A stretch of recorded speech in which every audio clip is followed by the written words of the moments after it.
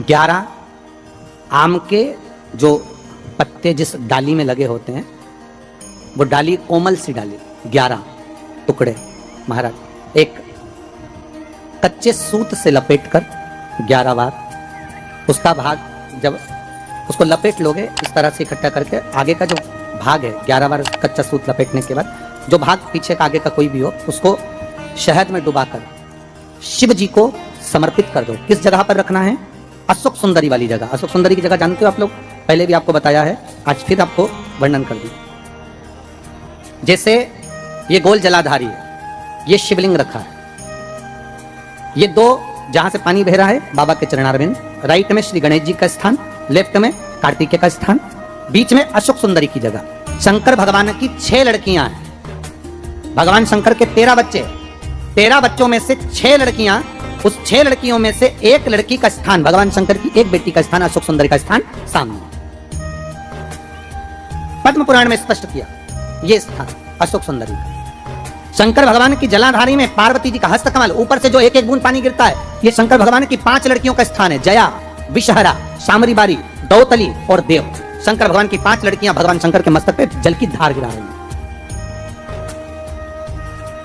बीच में जो अशोक सुंदरी का स्थान महाराज, उस जगह पर शहद का मुख, जो शहद आपने भिगोया है, उस शहद का मुख शंकर जी की ओर कर कर इसी चैत्र के महीने में, इन्हीं नवरात्रि में शंकर भगवान के उस अशोक सुंदरी की जगह पर शहद का भाग शिव जी की ओर रख दें। महाराज अगर घर में संपदा की कमी हो या कोई पैसा खा गया हो, रुपया नहीं दे रहा हो, पैसा अटक गया हो, तो उस शहद को शिव जी की ओर मुख कर कर उस आम के पल्लव की जो डंडी है उसको 11 डंडी को वहां रख दीजिए और उससे अपनी कामना कर कर आ जाइए।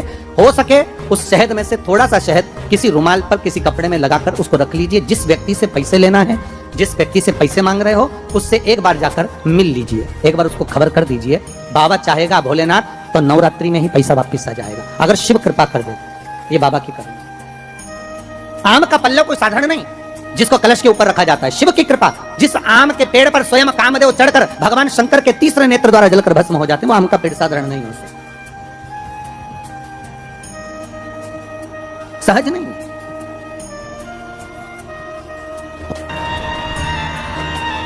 पार्वती जी ने कहा ये आपने श्रेष्ठ निर्णय। पार्वती जी बोली मुझे अच्छा नहीं लगा आपने निर्णय जो दिया। क्या चाहती हो पार्वती? पार्वती जी कहती हैं आज मुझे एक वर देना पड़ेगा। बोलिए क्या वर चाहिए? भोलेनाथ मुझे वर ये चाहिए कि आज के बाद आपकी कोई परिक्रमा ही ना हो। मुझे वर दे दो कि शंकर की परिक्रमा कभी नहीं होगी।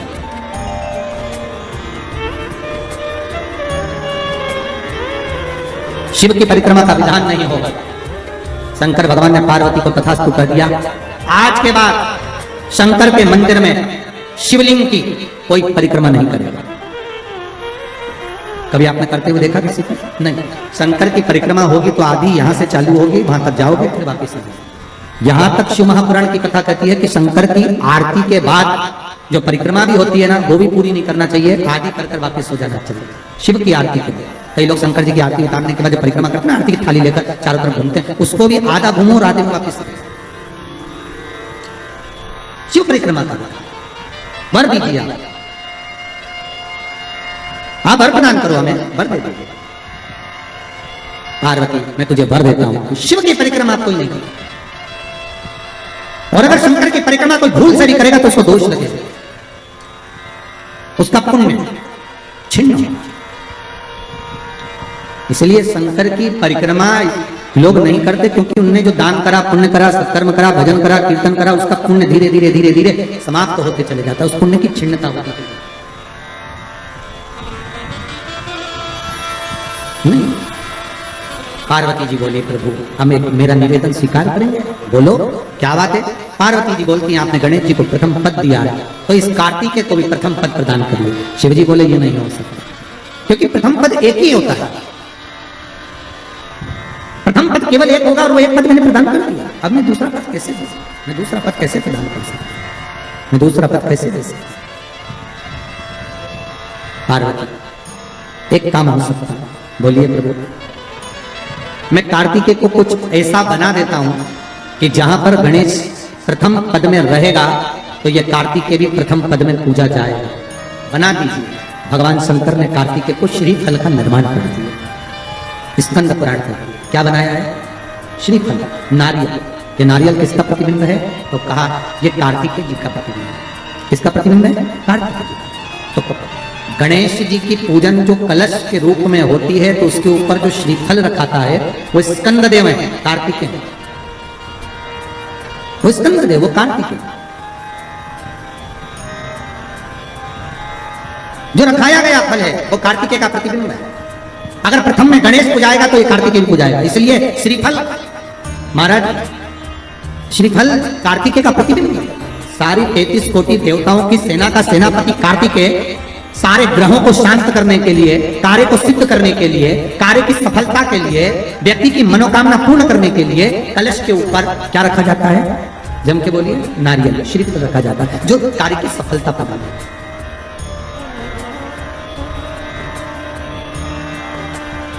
सबसे पहली नवरात्रि का व्रत किसने किया था? उत्तर दीजिए। सबसे पहला नवरात्रि का व्रत, नवरात्रि की उपासना सबसे पहले किसने करी थी? भगवान राम। अश्विन के नवरात्रि में भगवान राम ने 9 दिन तक कलश की स्थापना कर लंकाधिपति रावण को मारने के लिए मां जगत जननी की आराधना की। भगवान राम ने मां जगत जननी की आराधना, मां जगदम्बा की आराधना। और कहते हैं मेरे राम ने प्रतिदिन मां आद्यशक्ति को निमंत्रण दिया और मां जगत जननी से विनती निवेदन कर कहा कि आपको प्रतिदिन आना पड़ेगा। इसलिए देवी भागवत में लिखा है कि नवरात्रि में एक दिन, जैसे प्रतिपदा है, पहला दिन है तो 1 कन्या का पूजन करो, द्वितीया है तो 2 कन्या का पूजन करो, तृतीया है तो 3 कन्या का पूजन करो, चतुर्थी है तो 4 कन्या का पूजन करो, पंचमी है 5 कन्या का पूजन करो, छठ है 6 कन्या का पूजन करो, सप्तमी है 7 कन्या का पूजन करो, अष्टमी है 8 कन्या का पूजन करो, नवमी है, जम के बोलो, 9 कन्याओं का पूजन करो। और अगर इस तरह से आप पूजन नहीं कर सकते नवरात्रि में तो 9 कन्याओं का पूजन एक साथ या तो अष्टमी के दिन या नवमी के दिन कर दो, या मध्य में, बीच में भी आप कर सकते हो एक।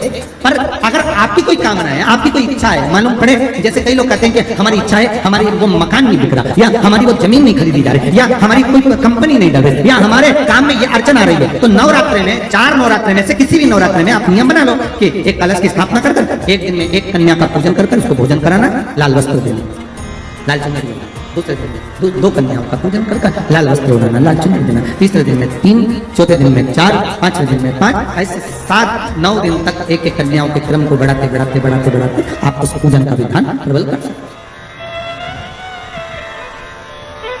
आज किसी का फोन था सुबह, तो कोई कह रहे थे कि हमें गुरुजी से बात कराओ, तो समीर जी ने बताया कि फोन आया था और वो बोल रहे थे कि हमें नवरात्रि में अगर मान लो कोई साधना करना हो तो कौन सी साधना करना चाहिए, हम किसकी आराधना करें, हम 9 दिन तक किसकी साधना करें। तो अगर बन सके तो देवी भागवत में सबसे सुंदर साधना यही है कि हम एक दिन में 1 कन्या के चरण धोकर पूजन कर उस कन्या को भोजन कराकर उसका स्मरण करें। हाँ, ये जरूर है कि कोरोना महामारी चल रही है तो इस नवरात्रि में भले ना करें, पर आगे की नवरात्रि में जब नवरात्रि अच्छे रहे, कोरोना से मुक्त रहे, तब आप किसी कन्या को 1 दिन में 1, 2 दिन में 2, 3 दिन में 3, 4 दिन में 4, 5 दिन में 5, ऐसे नवरात्रि 4 बार की नवरात्रि आती है, किसी भी नवरात्रि में आप स्मरण करें, उसका फल मिला, उसका फल हो।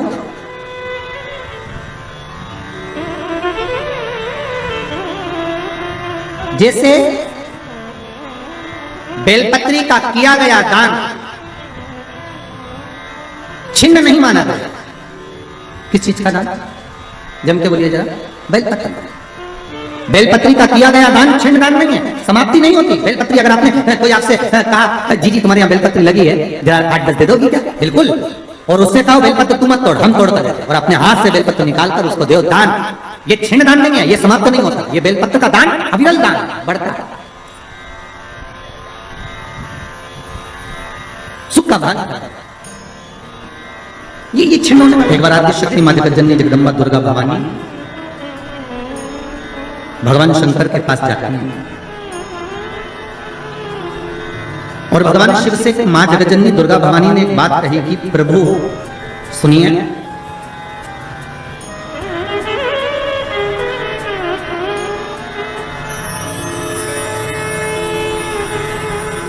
मैं जहां जहां पर हूं, मां जगदम्बा कह रही हूं कि मैं जहां जहां पर हूं प्रभु आप वहां पर हो ना? शंकर जी बोले बिल्कुल। जहां शक्ति है वहां शिव है, मैं वहां पर हूं। तो जगत जननी जगदम्बा के मुख से निकल गया प्रभु, फिर जहां पर शिव है वहां पर भी शक्ति है, जहां शंकर है वहां स्वयं आदि शक्ति जगदम्बा पार्वती, मैं वहीं पर हूं जहां पर शंकर भगवान ने कहा सुन पार्वती, तू जहां पर है वहां पर शंकर है। मैं विश्वास रखकर इस वचन को निश्चित कर देता हूं कि जहां पार्वती है वहां शंकर है, वहां शिव है। पर पार्वती मैं ये नहीं कह सकता कि जहां शंकर है वहां पार्वती।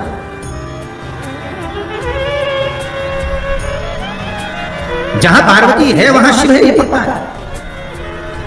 जहां पार्वती है वहां शंकर है, ये निश्चित है, ये पता है। पर जहां शंकर सुता है, जहां शिव है, वहां पार्वती हो, ये पता है। इसको मैं निश्चित नहीं कर सकता, इसको मैं पता नहीं कर सकता।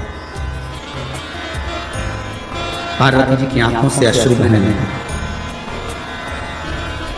माता पार्वती के नयन अश्रु बह रहा है, और माता पार्वती के जब नयन अश्रु बह रहे हैं तो भगवान शिव ने पूछा क्या बात है पार्वती, हुआ क्या? आपकी आंखों में आंसू कैसे आ गए?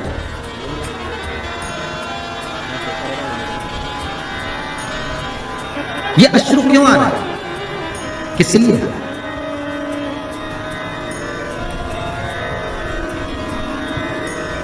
आज हमारे यजमान कह रहे थे कि गुरुजी जरा हमारी धर्म पत्नी को समझाना, थोड़ा सा क्रोध कम करे वो।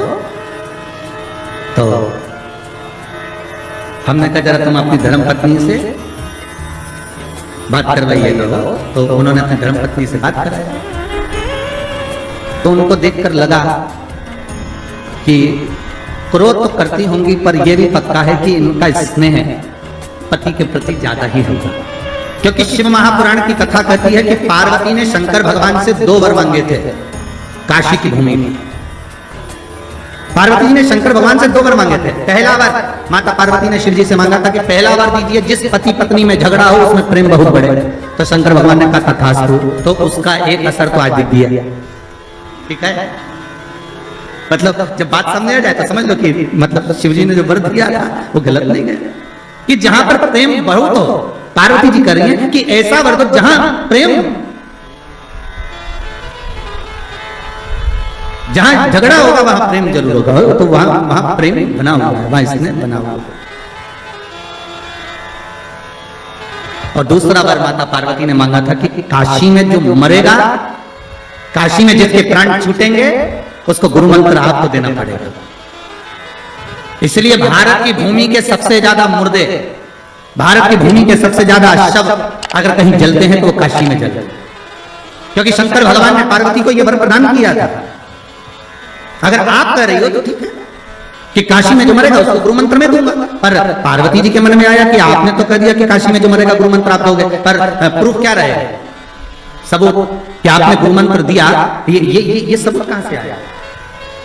ये सबूत का भान कहां से है? तब भगवान शिव ने कहा क्या चाहती हो आप बताओ। तो पार्वती जी बोली आप हमको वर दीजिए कि काशी में जो मरेगा ना उसके सीधे कान में गुरु मंत्र आपको देना पड़ेगा। शंकर भगवान के हम तो उलझ गए वर देके। कभी कभी अगर पति बोल दे पत्नी को तो क्यों चिंता करती है, मैं बैठा तो हूं, अरे एक अंगूठी क्या मैं तुझे 10 अंगूठी दिला दूंगा। तो पत्नी हमेशा याद करके वही बोलती है, करवा चौथ का चांद बार में देती है, बिना अंगूठी की बोलती है। क्योंकि वो आपने बोला था तो वो कहा है। पार्वती मैया तो मौन। शिव जी ने पूछा पार्वती तो चुप क्यों गई? पार्वती जी बोली मेरा दूसरा वर कि काशी में जो मरेगा उसको गुरु मंत्र आपको देना पड़ेगा। तो वो गुरु मंत्र कब दोगे? शंकर भगवान ने कहा ऐसा कोई होता है कि संसार को, मानव को, ये मनुष्य को और गुरु मंत्र में, इस संसार के मानव को और गुरु मंत्र में बना करो, ये हो सकता है क्या?